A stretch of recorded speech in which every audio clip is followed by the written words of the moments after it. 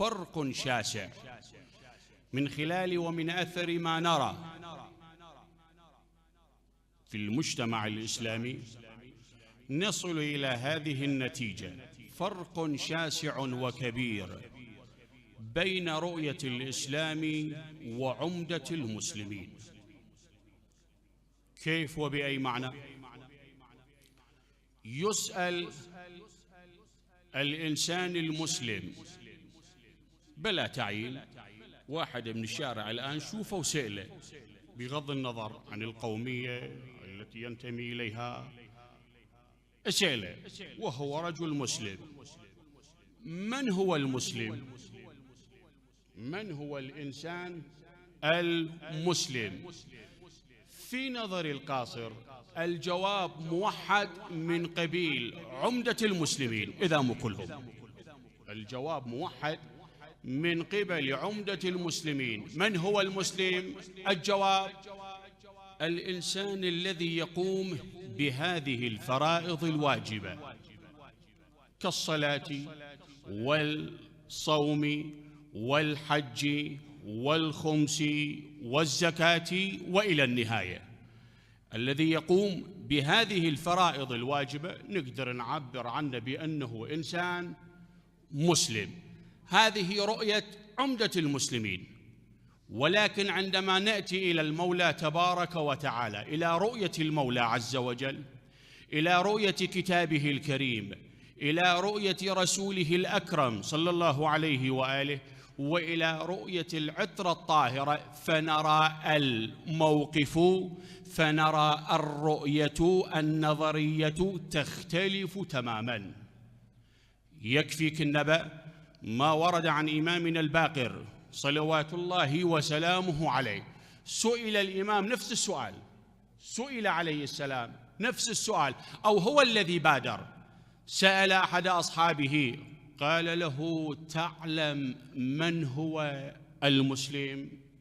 يا هذا تعلم من هو المسلم؟ وإذا بالإمام سلام الله عليه أجاب قال: المسلم من سلم الناس من يده ولسانه. بس أكو اختلاف بين الرؤيتين؟ لو ماكو اختلاف، فرق شاسع وكبير.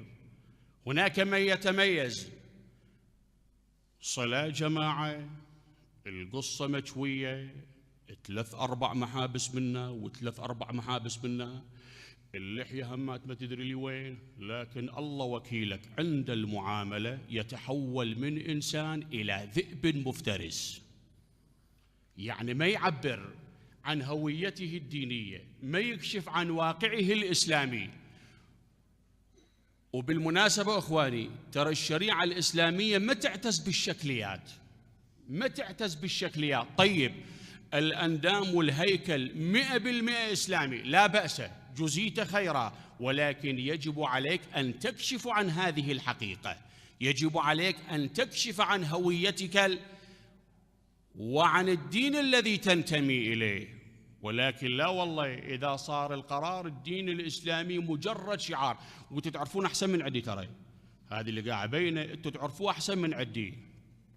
الأندام إسلامي، الهيكل إسلامي، صلاة جماعة، الحضور المتواصل عند في مجالس أهل البيت من باب المثال، إذا مو كل سنة بين كل سنة وسنة سطر وسطر زيارة بيت الله الحرام من باب المثال. ولكن عند المعاملة اقعد وياه وتعامل ويا الله وكيلك يعني. ولذلك أخواني وعزائي، نرى مضمون الشريعة الإسلامية تأكيد واهتمام لا حدود له بالنسبة إلى التمسك والالتزام بمكارم الأخلاق.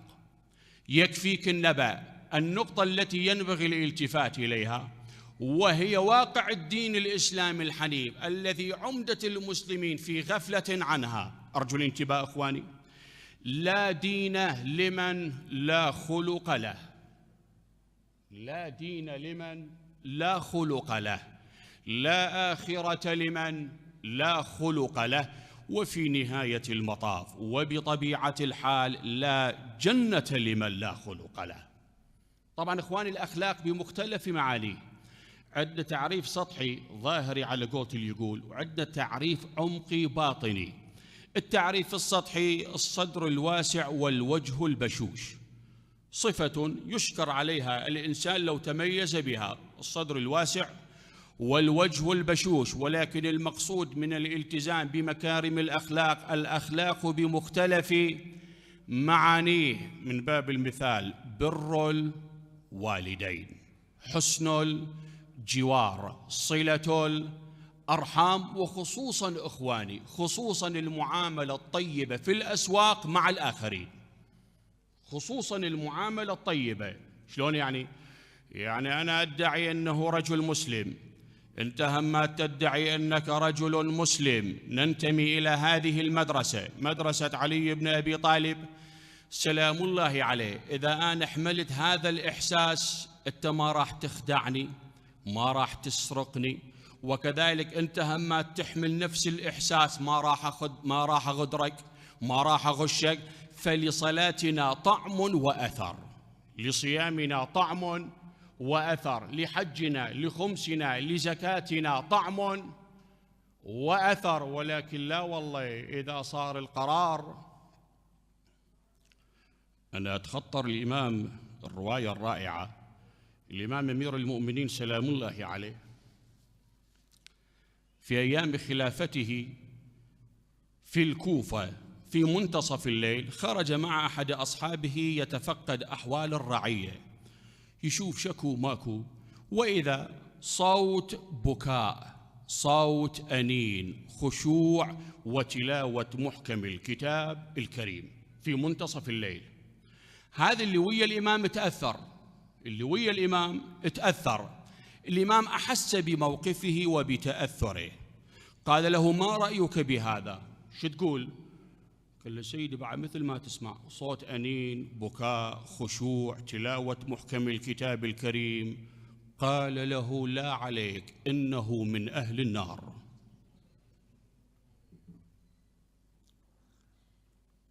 لا عليك، إنه من أهل النار.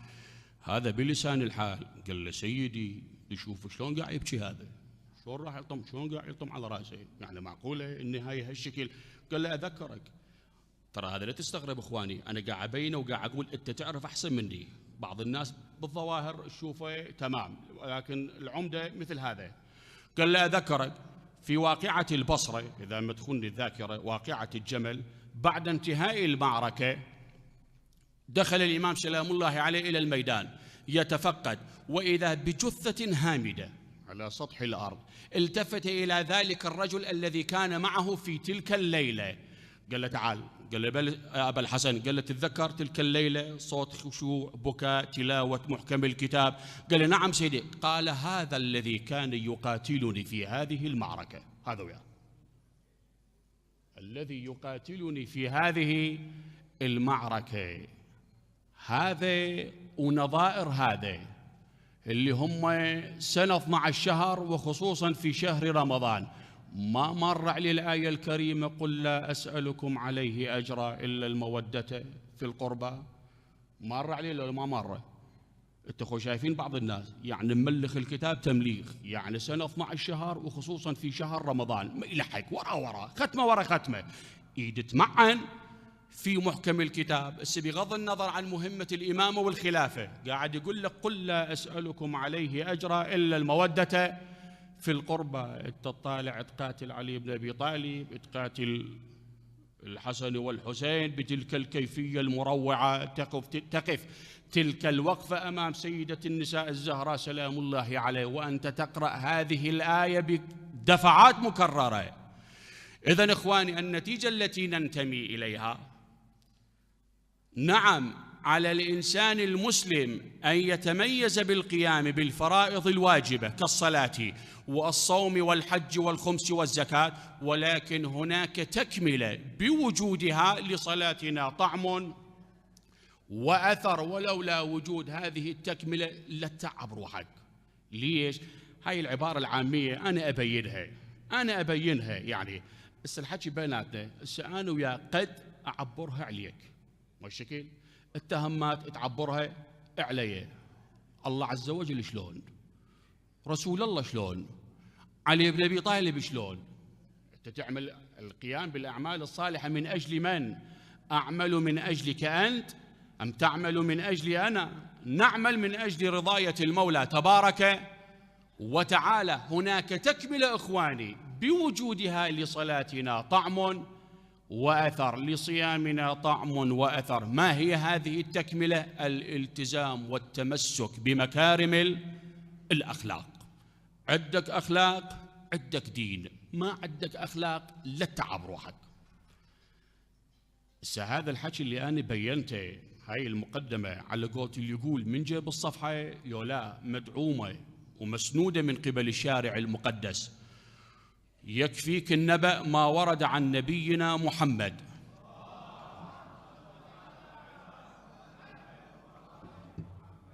بلسان الحال: يا رسول الله لم بعثت؟ يا رسول الله لم بعثت؟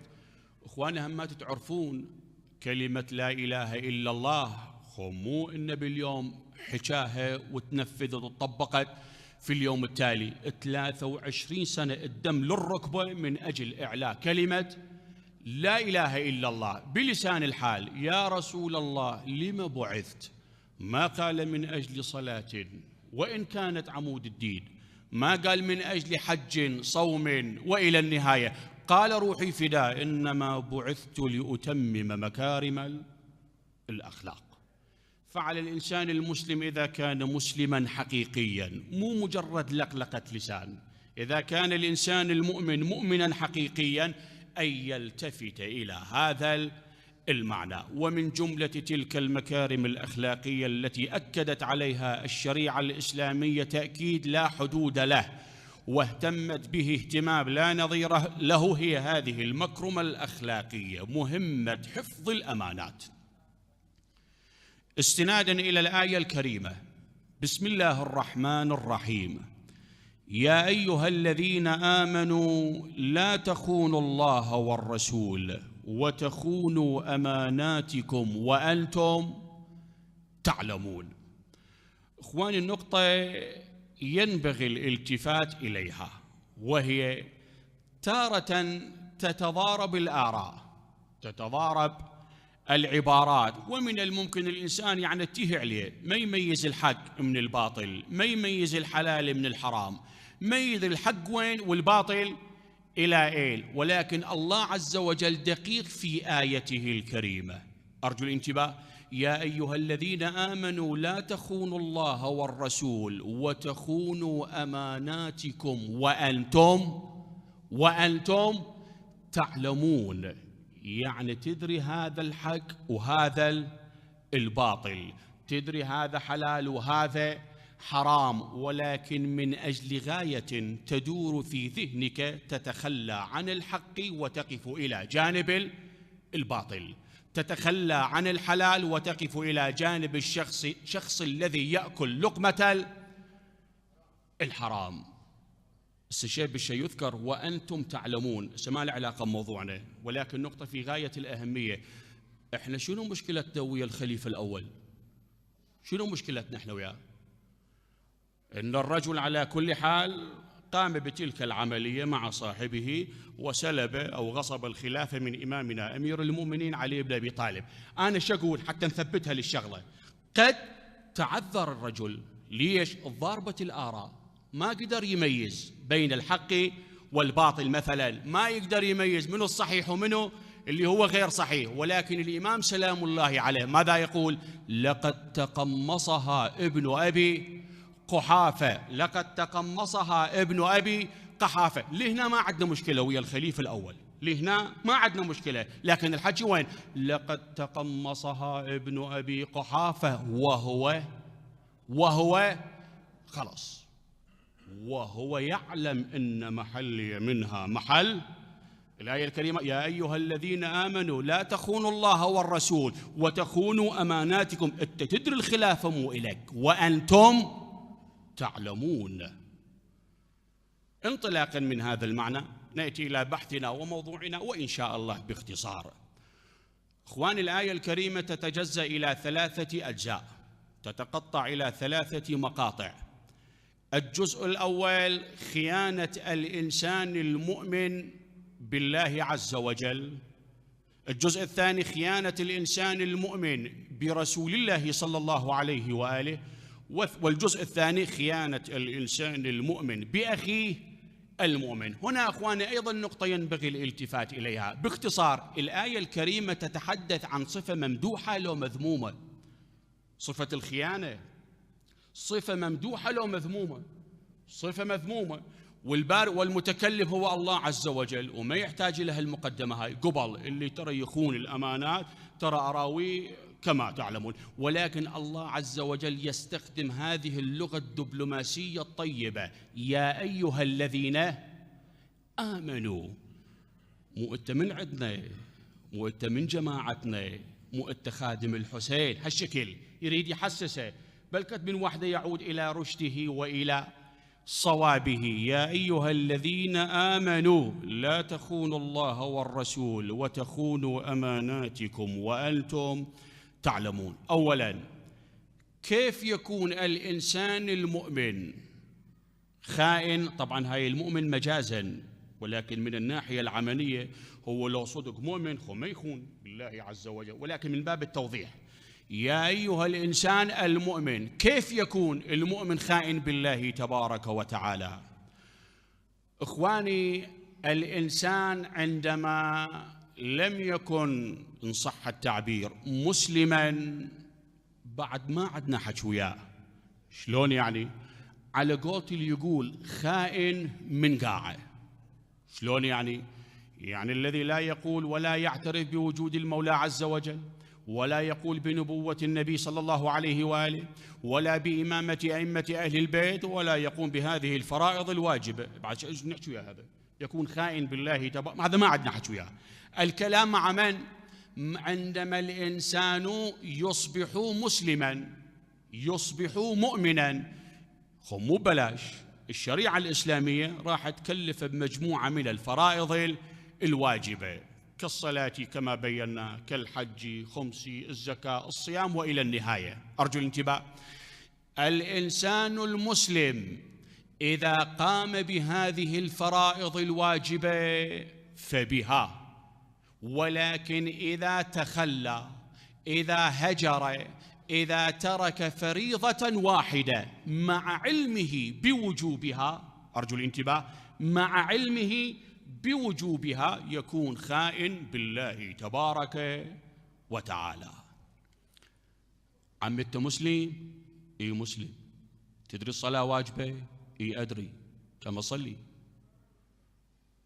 الأموال الهائلة تأتي يمينا وشمالا، يذهب إلى جميع الأمكنة، وقد تصرف الأموال بالذنوب والمعاصي.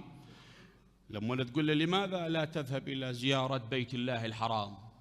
يذهب إلى جميع الأمكنة سوى زيارة.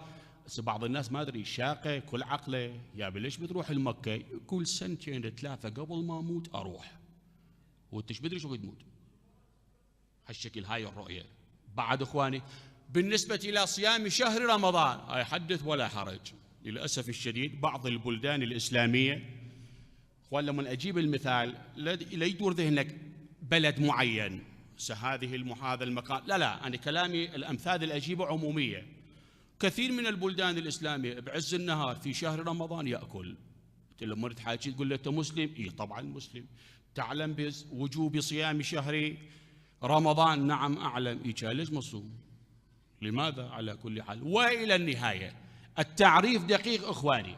الذي يقوم بهذه الفرائض فبها، ولكن لو تخلى، هجر، ترك فريضة واحدة مع علمه بوجوبها، يكون خائن بالله تبارك وتعالى. والذي يخون المولى عز وجل مصيره إلى أين؟ إلى جهنم وبئس مع علمه بوجوبها.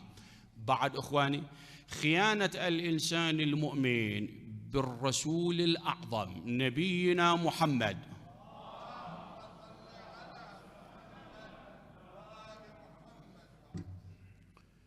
إخواني، الذي يقرأ تاريخنا الإسلامي منذ البعثة النبوية الشريفة إلى يومنا هذا وإلى يوم القيامة، للأسف الشديد ومن الغريب والعجيب الخيانات التي ارتكبت في حق النبي الأكرم صلى الله عليه وآله من قبل هذه الأمة، يا أمة، من قبل أمته الإسلامية، مو اليهود ولا النصارى، لا لا لا، من قبل أمته لا تحصى ولا تعد. الخيانات التي ارتكبت في حق النبي الأكرم صلى الله عليه وسلم، يعني فرد تاريخ إسلامي يعني واحد ما يقرأ وايا أفضل. ولكن على كل حال الخيانات التي ارتكبت في حق النبي من قبل هذه الأمة لا تحصى ولا تعد. هذا المثال إخواني أنا على طول أذكره، يعني مهم للغاية إخواني. يعني مو كل الحكي آية ورواية وحديث إن شاء الله، علم المط العقل، خليش واحد هم يتمعن شوي يتأمل. ضمن هذه المقدمات أنا أسأل والتهمات تتسلسل وياي، شوف اليانا تجي نوصل. إخواني وأعزائي، أسأل هذا السؤال: النبي يصلي لو ما يصلي؟ هذا غير سؤال تعبان. إذا النبي ما يصلي كان من يصلي؟ إذا النبي يصلي، شوي سلسل وياي توصل لك الفكرة. النبي بوقته كان يصلي صلاة جماعة لو مفرد؟ جماعة في ذلك الوقت، حتى صلاة الصبح هم جماعة، مو الشكل زين. هذول اللي برا النبي كانوا يصلون يشوفون له عميان، خلي نقول نصهم عميان ونصهم يشوفون. العميان ما نكار بيهم، الحكوا يامن ويلي يشوفون. النبي 23 سنة يصلي بيهم صلاة جماعة، ما شافوا النبي يصلي مكتف لو مسبل؟ شافوا لو ما شافوا؟ وحق هالمنبر شافوا. إذا شافوا ليش ما نقلوا الصورة الصحيحة للأجيال اللاحقة حتى جميع المسلمين لو نصلي هالشكل لو نصلي هالشكل؟ هذا حكي منطقي لو أنا قاعد أحكي شيش بيك على قوت اللي يقول السخو، مو إلا كتاب ومو إلا آية ورواية وحديث. خلي واحد شوية يتمعن. هذا المكان المبارك، أنتم مو صلنا صلاة جماعة، اللي يصلي بيكم ما تشوفوا يصلي هالشكل لو صدرت فت حركة من عدة، يعني ما تحفظوها، تحفظوها وهو رجل عادي مو هالشكل. ولكن ما ظنكم بالنبي مصدر من مصادر التشريع قط مستحيل الصبح يصلي هالشكل وظهر يصلي هالشكل، صلاة كيفية واحدة، لو هالشكل لو هالشكل. ليش ما نقلت الصورة الصحيحة للأجيال الآتية؟ روح المكة، أنا ما رايح ادعوا لي أروح، روح المكة. ليش أقول مكة؟ شكو مذهب مضيعة وين تلقاه هناك في موسم الحج. شوف واحد يصلي هالشكل، واحد بين لي أنا حسبالي قاعد شاقة، قال لي تدري؟ قلت له شنو؟ قال لي واكو مذهب من المذاهب الإسلامية تشتيف فوق الصرة، ومذهب من المذاهب تشتيفه جوا الصرة. أنا حسبالي شوي قاعد مازح، هذا من نتمعنت دققت شفت لا الخبر صحيح. علماء هذا المذهب عندهم دليل كون التشتيف وين يتشتف؟ فوق الصرة. وهذول همات وياها وتحكي وياها همات يقول لك عادي زين. الصلاة هاي وحدة همات. ثانيا اكو صلاة بلا وضوء؟ صلاة بلا وضوء ماكو. النبي صلى الله عليه وسلم كانوا يتبركون بماء وضوئه، هكذا ورد في تاريخنا في الروايات، كانوا يتبركون بماء وضوء النبي صلى الله عليه وآله. إخو قل له شوف النبي يمسح لو يغسل، يشوف النبي يمسح لو يغسل. إذا يمسح قل لي حتى أمسح وياه، إذا يغسل هما تقول لي أغسل وياه. هما تخلي نروح المكة عاين في موسم الحج، واحد يمسح واحد يغسل، واحد يغسل من فوق لجوا، واحد يغسل من جوا لفوق، وياه تحكي وياه همات يقول لك آني. أسأل هذا السؤال: خيانة لو مو خيانة؟ خيانة لو مو خيانة؟ خيانة. وبالمناسبة إخواني، هذا اللي ما نقل الصورة الصحيحة للأجيال اللاحقة ترى ما يهمه أنت تغسل تمسح تقعد بالطشيط، أصلا ما يهمه هو. الغاية شنو؟ الغاية تمزيق وحدة المسلمين، الغاية تمزيق صفوف المسلمين، وفعلا وصل إلى هدفه وإلى غايته. بعد هاي وحدة من عدهن، ترى قطرة بحر وحدة من عدهن الخيانات التي ارتكبت. بعد إمامنا 120,000 حاج وحاجة في واقعة الغدير. 120,000 حاج وحاجة في واقعة الغدير. بعد تلك الخطبة الرنانة أخذ رسول الله صلى الله عليه وآله يد إمامنا علي بن أبي طالب سلام الله عليه: من كنت مولاه فهذا علي مولاه. إيش كثر؟ 120,000 حاج وحاجة من بعد رحيل المصطفى صلى الله عليه وآله. إيش كثر صفوا؟ إيش كثر صفوا؟ اللب 4: سلمان وعمار والمقداد وأبو ذر. أين ذهبت الأمة الإسلامية عن كلمة من؟ عن كلمة نبيها، عن كلمة. والله حيرة. هذا حسان بن ثابت شاعر النبي، بس هذا ما حد معاتبه. دخلوا الجماعة للخيمة وعلى رأسهم الخليفة الثاني عمر: بخن بخن لك يا علي، أصبحت مولاي ومولى كل مؤمن ومؤمنة. من اللي قاعد بصف النبي؟ حسان بن ثابت. قال له: يا رسول الله أبرجمها أثبتها للقضية؟ قال له: لك ذلك. قام الرجل أنشد تلك الأبيات الخالدة المشهورة، من ضمنها: رضيتك يا علي رضيتك من بعدي إماما وهاديا. يقول الراوي: بعد مقتل الخليفة الثالث عثمان بن عفان، من جملة الذين امتنعوا عن بيعة إمامنا علي بن أبي طالب حسان بن ثابت. اجوا بلسان الحال قال له لحسان: انت ليش؟ انت ليش؟ وانت صاحب، الله حيره، انت صاحب هاي المشهورة الأبيات المأغاتي من أنت والأخير نفس ما بايع الإمام سلام الله عليه. خيانة لو مو خيانة؟ خيانة وآثار رسول الله. أنا هذول ما أدري دارس يفتهمون ما يفتهمون. يعني رسول الله ماذا يقول؟ إني تارك فيكم الثقلين، كتاب الله وعترتي أهل بيتي، ما إن تمسكتم بهما لن تضلوا بعدي أبدا. شنو؟ القرآن والعترة. خليفة رسول الله ماذا يقول؟ حسبنا كتاب الله. شلون نطرحهم هاي ويا هاي؟ إني تارك فيكم الثقلين، كتاب الله وعترتي. هذا الشيء يقول حسبنا كتاب الله. كل قطرة دم تسيل إلى الأرض أو على الأرض بسبب هذه الكلمة أخواني. إلى يومنا هذا دماء سفكت، أعراض هتكت، بيوت هدمت بسبب هذه الكلمة. واللي بينت إخوان الخيانات في حق النبي ترى قطرة بحر، وإلا إذا تتعمق وتقرأ تشوف الويلات خصوصا من صحابة النبي الذي لا يجوز الشك في عدالتهم. اقرأ شوف تلك ما ورد في تاريخنا الإسلامي الصحيح عند الفريقين.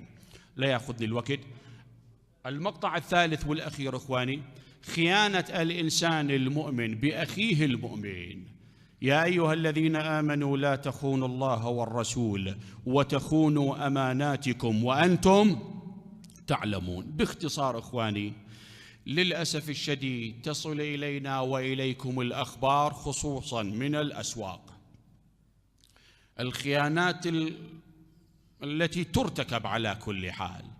يأتي الصديق، يأتي الجار، يأتي العزيز إلى صديقه، إلى جاره، إلى معتمده، يقدم له السلعة الفلانية الثمينة، المبلغ الفلاني على كل حال، من أجل مهمة، وإذا بالطرف المقابل المعتمد عليه بين ليلة وضحاها يتحول إلى خبر كأن لم يكن شيئا مذكورا. يا أيها الذين آمنوا، زين كأن لم يكن شيئا مذكورا، يعني بين ليلة وضحاها، يعني يفر الرجل مو شكل، يعني قاعد بالمساواة. هذا هم زين، يعني شيء يهون عن شيء، هي كلها لعبة النفس. لكن اكو شوية أنا قاعد بالمحل، طب واحد يحاكي القسطة، قال له بريل الذمة. قال له ليش؟ قال له تطلبني؟ قال له كان بتعطيني؟ قال له بريل الذمة. قال له على اليمن؟ قال له اريد اروح المكة. شوف هذا بابا، قال له اريد اروح المكة بريل الذمة. القسطة شوية عنده لغة طيبة، قال له إيه إذا واقعا ما عدك ما بري ألف ذمة، لكن إذا عدك شلون؟ قال له عدي بس بريل الذمة. وين رايح هذا مات؟ وين رايح؟ إلى زيارة بيت الله الحرام.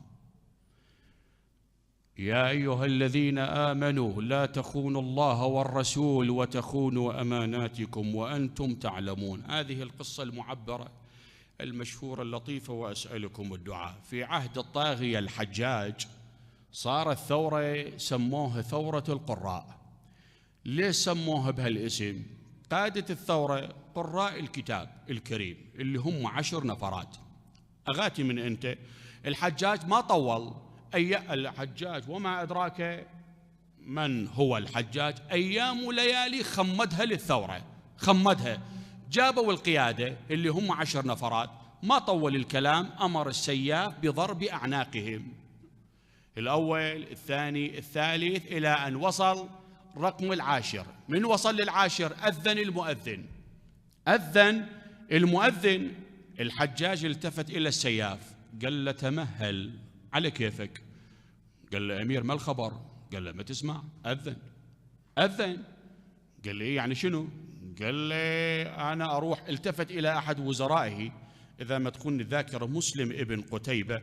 قال له مسلم هذا أخذه وياك، أنا أروح أصلي صلاة جماعة عند الصباح، جيب لي حتى نقص راسه.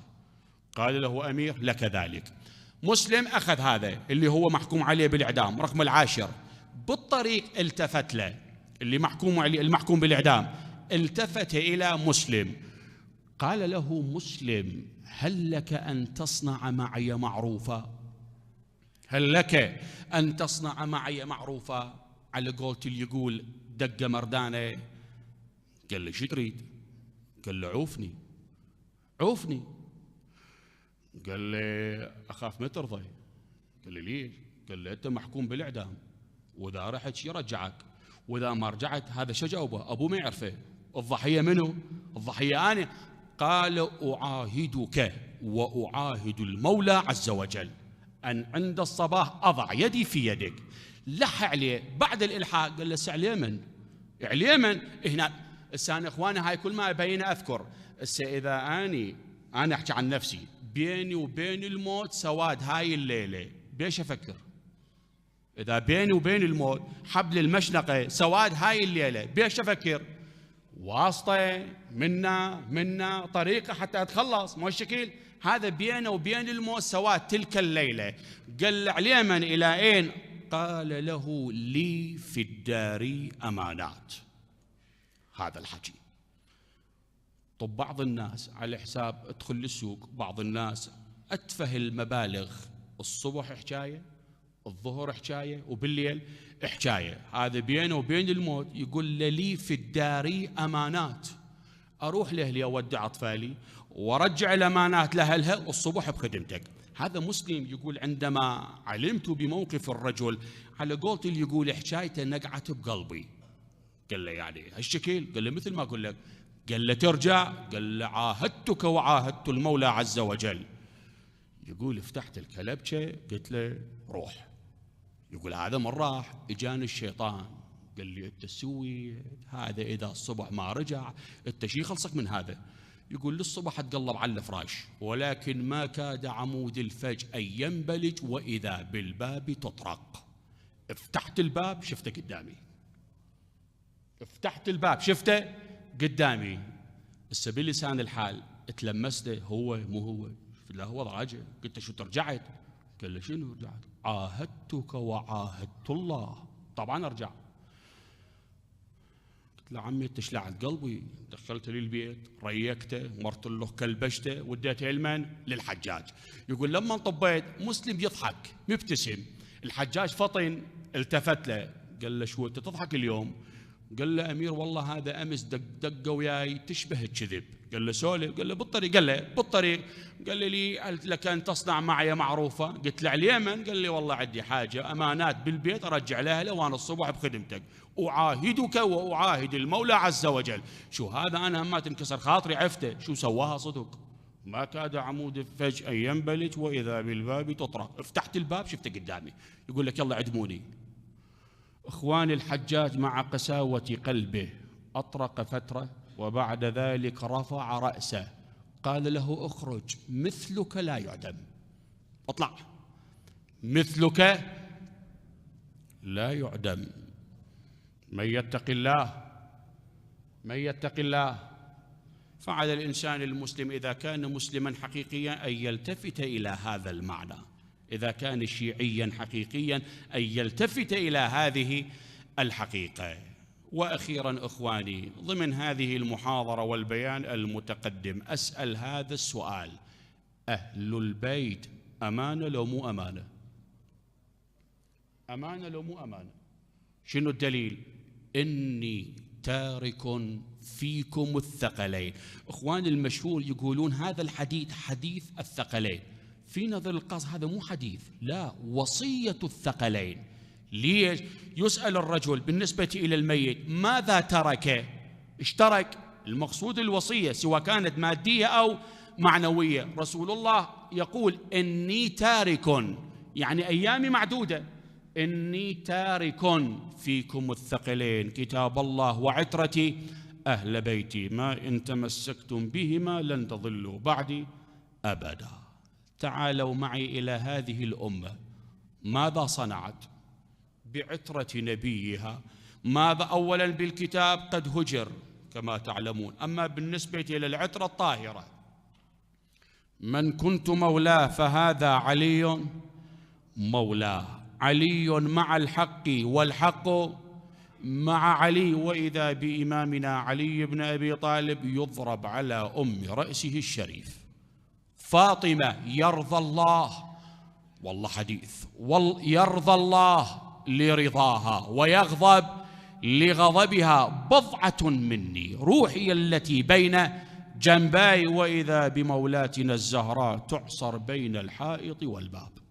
الحسن والحسين إمامان هذه الأمة قاما أو قعدا، حسين مني وأنا من حسين، أحب الله من أحب حسينا. وإذا بالحسن الزكي مسموم ورأس الحسين على رمح طويل يدار من بلد إلى بلد.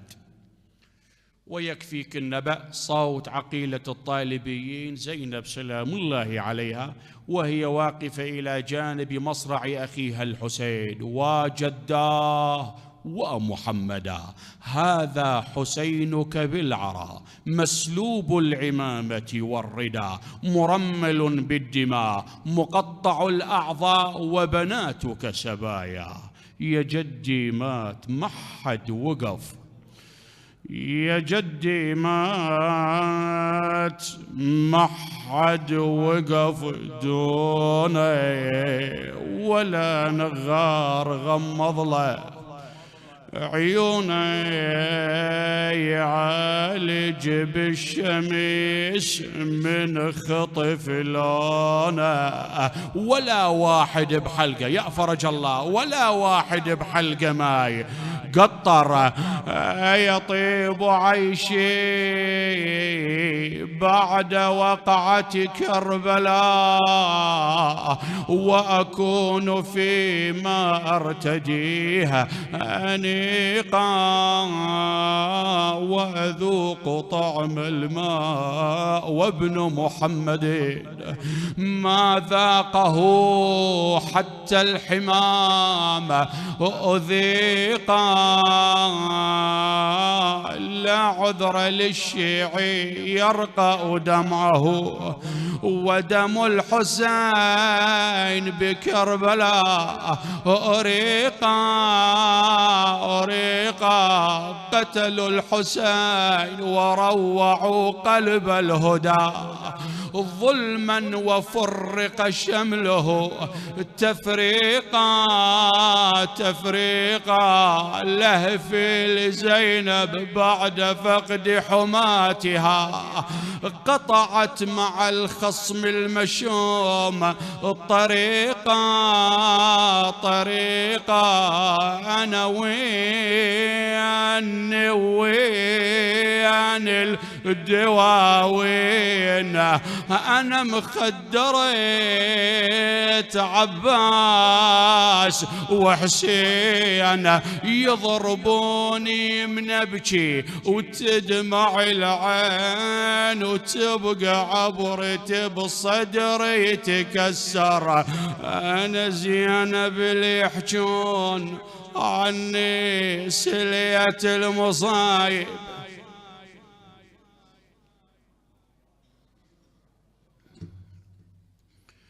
اللهم نسألك وندعوك باسمك العظيم الأعظم يا أرحم الراحمين.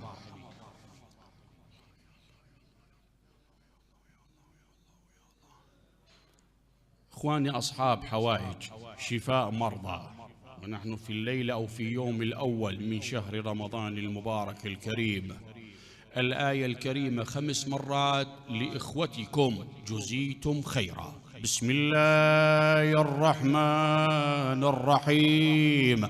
أما يجيب المضطر إذا دعاه.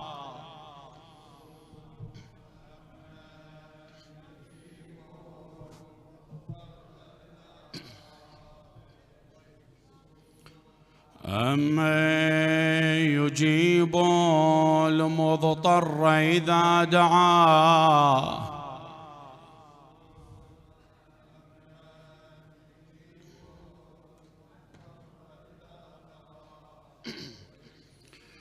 أما يجيب المضطر إذا دعاه.